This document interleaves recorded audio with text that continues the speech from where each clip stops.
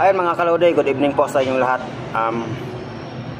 May isa kasi tayong mga followers na nagre-request sa akin na susubukan ko nga daw kumain ng balot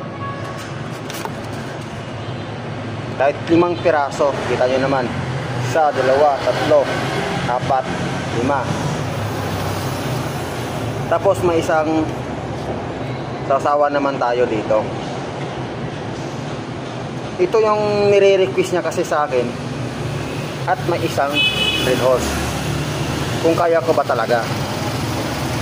So ngayon, susubukan natin kung kakayanin natin yung 5 balot at saka isang red horse na panulak natin dito. Pero unang-una, unahin muna natin yung red horse bago kumain tayo ng balot. Unang tungka mga kalode para sa inyo.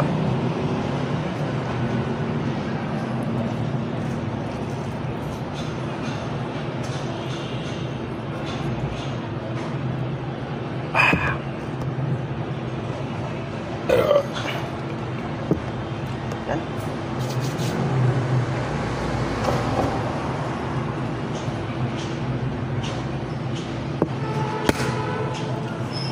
Yan.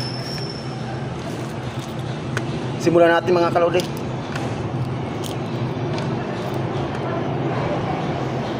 Unang subo para sa inyo.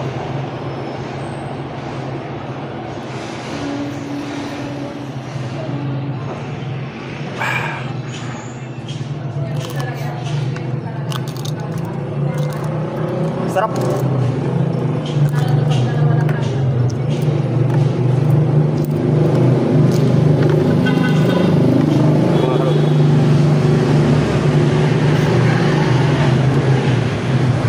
Pero syempre hindi mawawala yung sausawan na masarap.